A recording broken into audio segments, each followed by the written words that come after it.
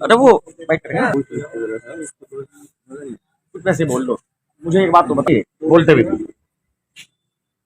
ईश्वर भाई आपसे बोलते हैं वैसे मीन से है ना हरी गुण। हाँ, आज मैं मान सकता हूँ कि मेरा टिकट कटा है, बल्कि मेरा नहीं, मेरी पत्नी का टिकट कटा है। चूंकि 4 दिन पहले माननीय मुख्यमंत्री जी से उनके आवास पर यतीश्वरानंद जी वहां पर मौजूद थे, तब ये तय हो गया था कि कनवाल जी आपको टिकट नहीं दे रहे, आपकी पत्नी को टिकट दे रहे हैं। तो वहीं पर रिजाइन की बात आई और मैंने अपनी पत्नी को रिजाइन कराया। बल्कि यहाँ तक कि प्राथमिक विद्यालय अकबरपुर फाजिलपुर में टीचर थी और बड़ी भरकम तनख्वाह है इनकी। तो मैंने पार्टी हित के लिए मुख्यमंत्री जी के कहने पर स्वामी यतीश्वरानंद जी ने मुख्य शिक्षा अधिकारी से बात करके मेरी पत्नी को का रिजाइन हुआ। और अब जब दूसरी सूची जारी हुई और राज्यपाल जी को पार्टी ने विश्वास जताया, तो तब मुझे लगा कि मेरी पत्नी का टिकट कटा है। अब आगे आपका क्या रोल? देखिए, एक खुशी की बात यह है कि विधानसभा झबरेड़ा में उत्तराखंड के अंदर सर्वाधिक लोग लगभग 24 लोग, 2 दर्जन लोग टिकट मांग रहे थे और पार्टी ने मेरी पत्नी को उन सब में बेहतर समझा, मुझसे भी बेहतर समझा और बेहतर समझ करके मैंने अपनी पत्नी से रिजाइन कराया। खुशी इस बात की है, लेकिन जो पार्टी का डिसीजन है, क्योंकि भारतीय जनता पार्टी संसार की सबसे बड़ी पार्टी इसलिए बनी क्योंकि वहां पर डिसीजन होते हैं सामूहिक, बहुत सोच समझ के डिसीजन लिए जाते हैं। इस बात का दुख जरूर है कि मेरी पत्नी को रिजाइन के लिए कहा गया। स्वामी जी ने मुख्य शिक्षा अधिकारी को फोन करके रिजाइन स्वीकृत करने के लिए उन्होंने निर्देश दिए। लेकिन ये दुख है, लेकिन मेरी पार्टी का जो निर्णय है मुझे लग रहा है कि वो उचित होगा। हाँ, जिस तरह से वो अब जो वहां पे भाजपा के जो भारतीय जनता पार्टी संसार की सबसे बड़ी पार्टी इसलिए बनी है कि उसमें अनुशासन है और दुख के साथ मैं पार्टी के साथ खड़ा हूं, क्योंकि मैंने भी पार्टी के सिंबल पर जीत करके, मैंने विधानसभा में दिन रात मेहनत करके, मेरी पत्नी ने दिन रात मेहनत करके, मेरा सहयोग करके, देश के अंदर सर्वाधिक विधायी कार्य करके मैंने इतिहास रचा।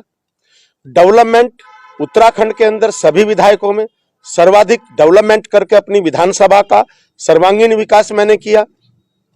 मैंने क्या इस विकास का लाभ जो फिलहाल कैंडिडेट है वहां से उनको राज्यपाल जी 2 बार चुनाव हारे, एक बार हरिदास जी से हारे, एक बार मुझसे हारे। देखो, कहने को तो बहुत हम कुछ कह सकते हैं, लेकिन वहां पे मुस्लिम वोट जो है वो सर्वाधिक है। लगभग 40,000 मुस्लिमों की वोट है, लगभग 35,000 अनुसूचित समाज की वोट है और अन्य हिंदू वोट चमार समाज को छोड़ करके वहां पर 38,000 है। तो 38,000 वोट वाला देशराज कनवाल जब जीत गया, क्योंकि हिंदुओं में जो बिरादरियां हैं वो थोड़ी थोड़ी संख्या में है, कहीं 1000 की बिरादरी है, कहीं 2000 की बिरादरी है, यानी कि छोटी छोटी बिरादरियां हैं। और मुस्लिम वोट एक मुश्त तादाद में है, चमार वोट एक मुश्त तादाद में है। चूंकि राज्यपाल जी वहां पे चुनाव लड़े, कांग्रेस का चुनाव वहां बेहतर हो सकता है। मैं उनसे यही कहूंगा कि पार्टी का संगठन मजबूती से चुनाव लड़ेंगे, हम मजबूती से चुनाव लड़ाएंगे और भले ही वो कांग्रेस से चुनाव ना जीत पाए हो, लेकिन हम भारतीय जनता पार्टी से उन्हें चुनाव जिताएंगे।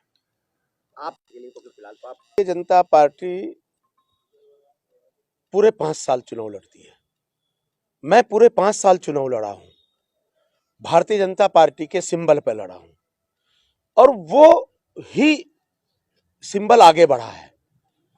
भारतीय जनता पार्टी संगठन की पार्टी है और आज मैं कह सकता हूं कि भारतीय जनता पार्टी झबरेड़ा में पुनः कमल खिलाएगी।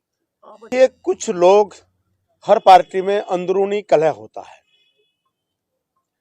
अब यतीश्वरानंद जी ने मैडम मुख्य शिक्षा अधिकारी को फोन करके रिजाइन कराया, निशंक जी ने ज्वाइन कराई।